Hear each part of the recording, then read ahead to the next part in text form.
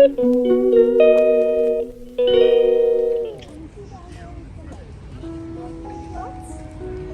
is the lake. What's the name of the lake? Lake Zurich. Lake Zurich. Lake Zurich, yes. And it's very nice if you feel like going on a boat tour. There are several ones with several boats and several itineraries. 1 hour, 2 hours, whatever you like. Okay. Are they also have roses here?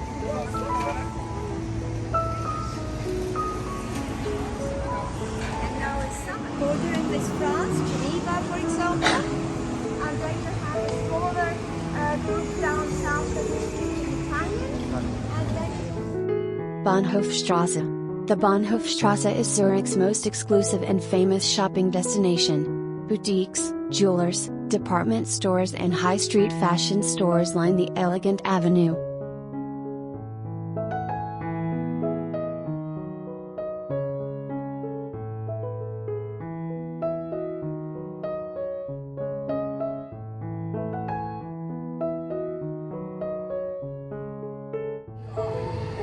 and you get of course all the important information as well. For example, the tax invoice. That always antiquity where you have the Germanic tribes.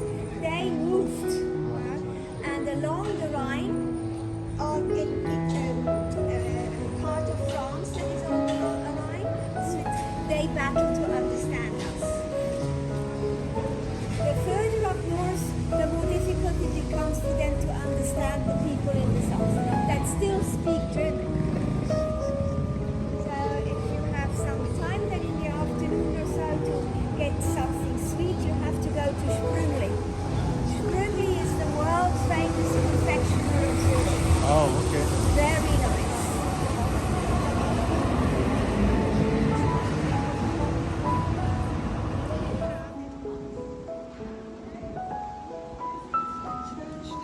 This is our end point, and this is Paradeplatz, very famous for the headquarters of UBS. And then of course, but that's not anymore, Credit Suisse. Credit Suisse has been absorbed by UBS, and UBS is one really a massive, very, very big bank. Paradeplatz means, of course, it was the parade ground. And Bahnhofstrasse, which was all long and wide, used to be a moat. When Everything's very solid. Yes, yeah. So even if there's a fire, Yeah. it doesn't really damage the fabric. Yes, yeah.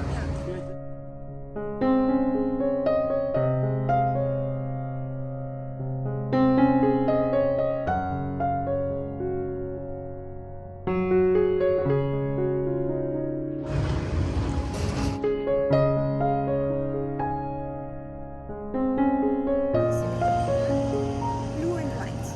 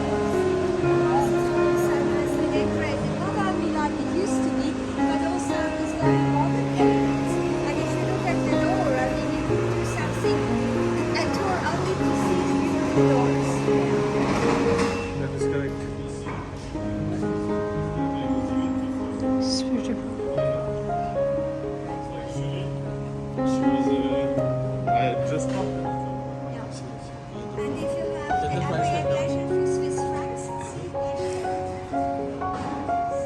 This is Augustinergasse, and this used to be the Augustiner convent. So the church is still here, but the convent is of course changing from time to time. But cobbles were, you know, when a city started to have cobbles, it was the size coffee shops, you know, you can sit outside. What's a classical, like a Swiss, what kind of... But traditionally the Swiss food, because of course life has always been a life here, and of course no olive oil, so it was rather heavy.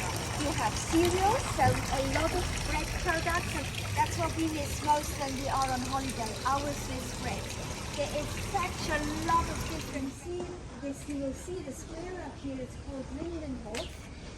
You see, this is the replica of a Roman tombstone that they found. A 2-year-old boy, the son of a customs official. Because this area here, you will see it's on top of the river, it was a customs point. Linden tree is something different. Okay. The linden tree, wherever we speak German, is the symbol of justice, because a tribunal in the Middle Ages would have been held under a linden tree. Where you speak English, it's an oak tree. It changes. You do dry it, and when you are running a fever, you make a herbal infusion with it, and it acts like aspirin. It makes you sweat, you go to bed, and the fever will come down. In summer, it's nice cold with a little bit of lemon. The Swiss love herbal remedies. We have a huge knowledge of herbal remedies. We don't go to the doctor straight away. First, we drink tea, herbal tea. This one is good. And it's very good.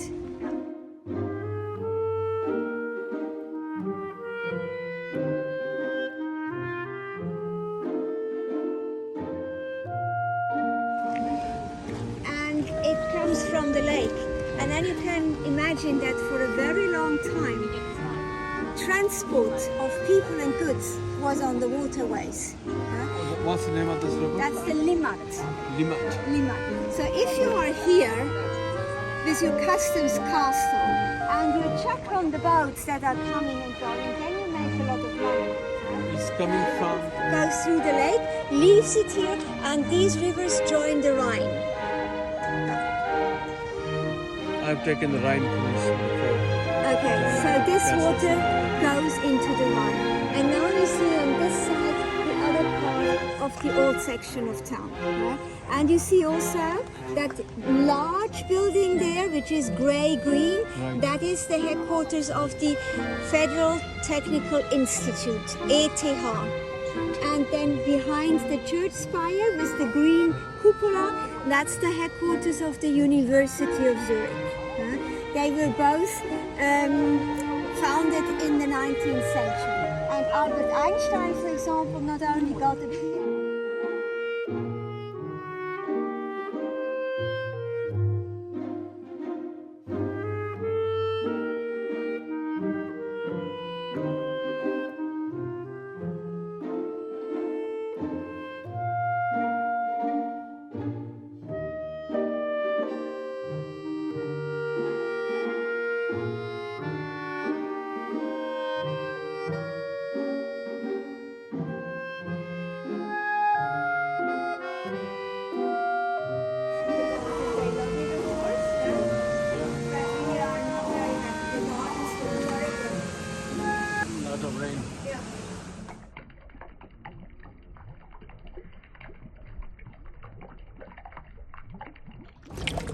the guilds.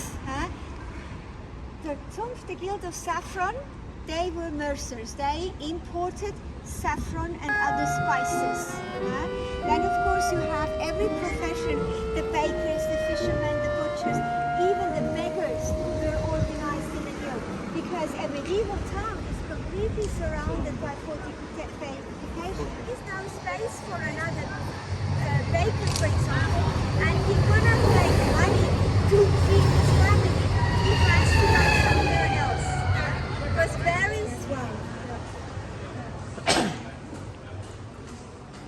this area here is called Niederdorf, the minor part of the city. Traditionally, it's where all the artisans lived and young people from the university. It's very close. So this is the place that you go to a bar, all night entertainment, you know, not very elegant, but a lot of fun. And also the shops here now are again very, how should I say, more hip, the latest for young people.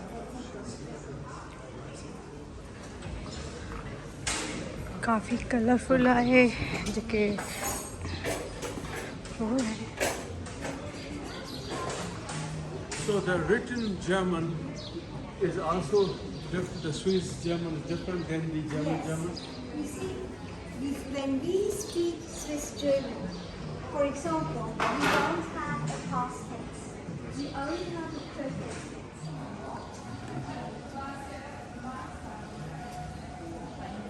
And there are 5, and then they're wearing this yellow reflective vest, you know, and after a week they know how to manage the way to school by themselves. Okay, just go. Because there is also the policeman that will come and train them to cross the yellow stripes, and then they they do walk. it by themselves. They're very early independent. But they walk. They walk, yes, yeah, they walk.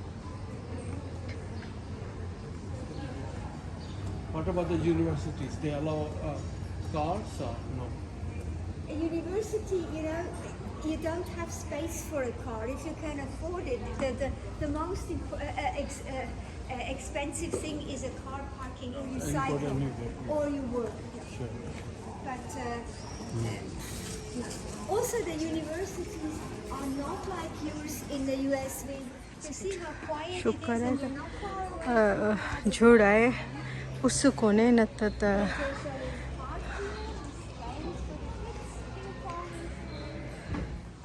Lenin was living here. Oh, okay. Just before he went back to St. Petersburg. Oh. We've talked about Switzerland being neutral. It has always accepted, because it was an open space, which was a safe haven, a lot of political asylum seeker as well. One of them being Lenin. And he was put on a train which was sealed, and he arrived then in St. Petersburg too late, because the February Revolution had already took place. He arrived in April. But then, of course, he grabbed everything and started to change the world. I don't know if for the better or as a private university. If a company can choose a doctor from a private institute or from a state independent, it's very old. It started in the 9th century. Protestant churches, no saints, no Virgin Mary, and especially also no glass windows.